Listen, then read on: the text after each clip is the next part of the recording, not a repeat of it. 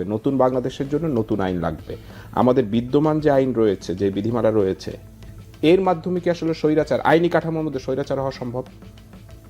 সম্ভব না। আইনি কাঠামো যেগুলো আছে এগুলো চমৎকার আইন আছে।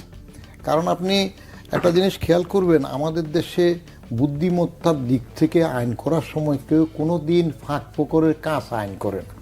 সুবিধাবাদী দুই একটা করে হয়তো, যেমন এমপিদেরকে শুল্কমুক্ত গাড়ি দেওয়ার সুবিধা, এগুলো কিছু রাজনৈতিক টাউট বাটপারগিরি তো আসলে হয়, এরশাদ ক্ষমতা এসে ভাগে নেওয়ার জন্য এগুলো কিছু করতে বা হয়েছে, অন্যেরাও সেটা তাদের সুবিধা মতো নিয়েছে। আমরা ফখরুদ্দিনের আমল এটা বাতিল করেছিলাম, কিন্তু আমি বাতিল করার সময় তখন বলছিলাম যে এটা আবার রাজনৈতিক সরকার আসলে এটা রাখবে না, তো যাকে আমাদেরটুকু আমরা করে যাই, কারণ এই শুল্কমুক্ত গাড়ি পাওয়ার জন্য বিরাট তো চাইবে। তো আইন বিধিবিধান যেগুলো আছে, চমৎকার আইন আছে। নূতন আইন অনেক কিছুতেই লাগে না। আমার সময় একবার ওই সময় 111-এর সময় বললো যে জরুরি বিধিবিধানের মধ্যে এনবিআরকে ঢুকিয়ে দেবে, এটা করবে এটা করবে, ওই যে 111-এর সরকার। আমি বললাম যে আমাদের যেটুক আছে এটার বাস্তবায়ন করতেই তো কেমন পর্যন্ত সময় সুন্দর করা যাবে, দুদক ওটা করতে পারবে, নূতন লাগবে না।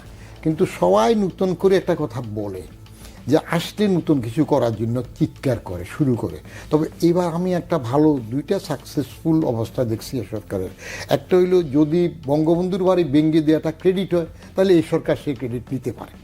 কিন্তু এটার বিপরীতে আমি বলি যে যমুনাতে যেই ফরেন সার্ভিস একাডেমি, যেখানে বসে তারা বৈঠক করে সম্মেলন করে, সেখানে তো আইয়ুব খান বসত, আগে প্রেসিডেন্ট হাউস ছিল, কেমন, পরে গণভবন হইল, তারপরে ফরেন সার্ভিস একাডেমি হয়ে এখন সেখানে বলে। তো ওই সময়ও যদি এরকম বিল্ডিং ভেঙে দেওয়ার রবে পড়াতে এবার কোনো ফটকার আওয়াজ পাই নাই। আমার কাছে এটা তাজ্জব লাগলো, এবং শুধু তাজ্জব লাগলো আমার এলাকাতে না, আমি বস্তির পাশে থাকি, একটা ফটকা ফুটে নাই। আমি পরে সকালবেলা একটা ইটালিয়ান হোটেলে ভাত খাইতেছিলাম, 1 বছর থেকে বড় ইচ্ছে ওদের ভর্তা টর্তা দেখলে লোভ হয় খাবো, ওটা খেতে বসে ওখানে যারা গাড়ির হেল্পার ড্রাইভার খাচ্ছিল তাদের জিজ্ঞেস করলাম আপনারা তো বোরে বের হইলেন, ফটকা আওয়াজ। একজন বললো যে তাজ্জব, আমি 40 বছর ঢাকাতে আছি, কিংবা অন্য ধর্মীয় অনুশাসন গ্রুপ যেটাই হোক যেভাবে করছে এটা হচ্ছে। বাকি একটা জিনিস এর প্রসঙ্গে আমাকে একজন কলেজ অধ্যাপক বললেন, বলে যে একটা জিনিস যদি স্যার এবার করা যায় চমৎকার হবে, সেটা হইল এই যে হলে নকল করে সামনে যে পরীক্ষা আসতেছে, এই নকলের আগের সময় ওরা করছে ছাত্রলীগের, এখন কারা করবে বিনা পরীক্ষা পাশ হয়েছে, সেটা নকলটা যদি বন্ধ করা যায় তাহলে বোধহয় আরেকটা ক্রেডিট হইতে পারে। কিন্তু আইনের কথা আপনি যেটা বলছেন সংস্কারের, এর আগে তত্ত্বাবধায়কের সময় বিদেশের লোক নিয়ে আসছেন যারা দেশে থাকে না, দেশের কাজ করে না, অনুপযুক্ত কিছুটা আছে, এগুলা সবসময় তো এইসব চিৎকার করতেছে দুর্নীতির জন্য যারা আছেন, উনি তো ট্রান্সপারেন্সি টিআইবি নিয়ে কথা বলছি। আমাকে 2 সংস্কার কমিশনের নেতারা টেলিফোন করে ডাকছিলেন আমার মন্তব্য দেওয়ার জন্য। আমি বললাম যে দয়া করে মাফ করে দেন। নাম বললেন না, যে আপনারা তো এই লাইনে বহুদিন কথা বলতেছেন, এবং রাষ্ট্রপতির বিশিষ্ট লোক ডাকলেও আপনারাই কজন থাকেন, 500 জন। তো আপনারা যেটা করবেন, সুপারিশ আপনাদের আমার কাছে গ্রহণযোগ্য নয়, সুপারিশ বাস্তবায়নটা গ্রহণযোগ্য। ওটা বাস্তবায়ন কী করবে?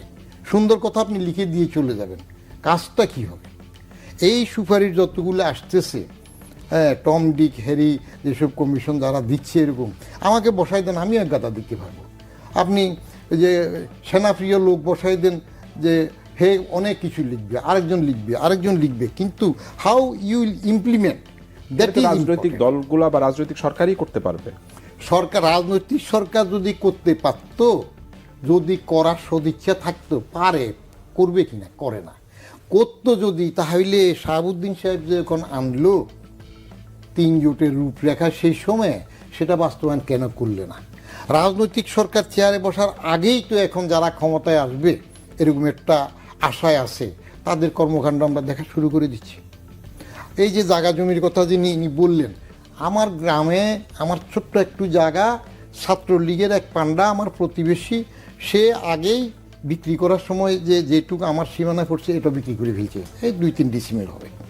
তো ওর আমলে তো ভয় আমরা নিতে পারি না, কারণ ও কিছু কথা বলতে গেলে একসাথে কত মোটরসাইকেল কত আসে, আমার কাছে কেউ নেই।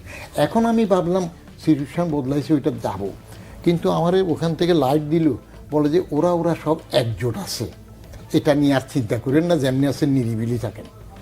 জানের খতরাতে যাইয়েন না। যাদেরকে দূরবীন বলছেন তারাই তো এখন এদের সাথে একজোট হচ্ছে। আবার এরা বিচার করতো, যেটা সালিশ বললেন, গ্রামের সালিশে টাকা নিয়ে, সেটা আগে নিত এক গ্রুপ, এখন আরেক গ্রুপ নিচ্ছে, এখনো দেন। উনি কেন চলে যেতে চাচ্ছেন এত সকাল? সংস্কারগুলা কিছু উনি বাস্তবায়ন করুক, যেটুক পারে, তারপরে করুক। আর ছাত্রদের রাজনীতি নিয়ে, ক্ষমতা নিয়ে যারা কথা বেশি বলতেছে যে কিংস পার্টি, এটা আরে কিংস পার্টি কে নাম হয়েছে? খোদ জিয়াউর রহমান তো নিজে মার্শাল ল দিয়ে এসে বসে রাজনীতির দল করছে, সেটা প্রতিষ্ঠিত করছে। এরশাদ তো মার্শাল ল দিয়ে এসে বসে রাজনৈতিক দল প্রতিষ্ঠিত করছে। তো তারা যদি গুলি করে, লোক মাইরা বা অন্যায়ভাবে ক্ষমতা দখল করে রাজনীতি করে দল প্রতিষ্ঠা করে টিকা রাখতে পারে, এই বাচ্চা কাচ্চারা এখন এত কিছু করলো, এতজন মারা গেল, তাদের একটা শখ আছে না রাজনীতি করার?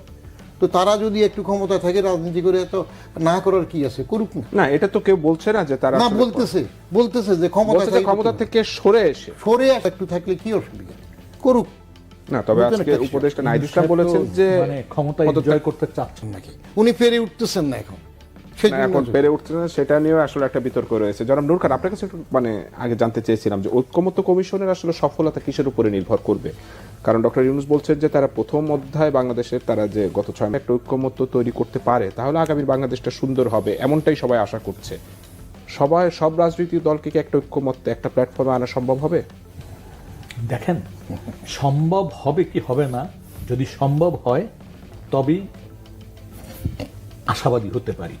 কিন্তু ইতিমধ্যে একটা জিনিস আমাদের খেয়াল করতে হবে, আমরা সবাই চাই ঐক্যমত হোক, এটা সত্য কথা। কিন্তু দেখেন তো এইবারের আন্দোলনে কত রকম শক্তি, সামাজিক শক্তি বলেন, রাজনৈতিক শক্তি বলেন, বা কত ধরনের গোষ্ঠী যুক্ত হয়েছে।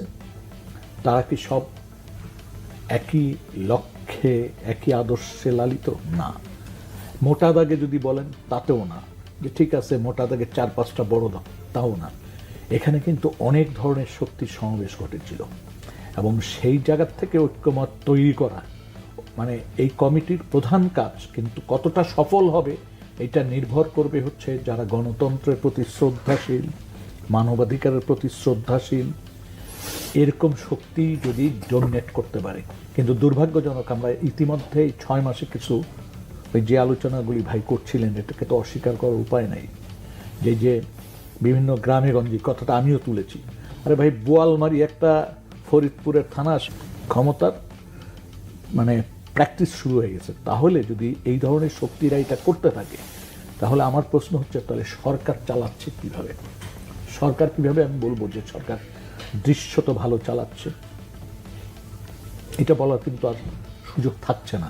তবে এটা ঠিক যে ডক্টর ইউনূস সাহেব যে কাজটি শুরু করেছেন, এই যে ঐক্যমত্যের জন্য একটা কমিটি করে সব রাজনৈতিক দলকে নিয়ে আলাপ আলোচনা করা, এইটার সফলতা যদি আনা যায়, এটা খুব চ্যালেঞ্জিং ব্যাপার। যদি সফলতা আনা যায়, যদি আবারও বলছি, যদি সফলতা আনা যায়, তাহলে খুব ভালো সংবাদ।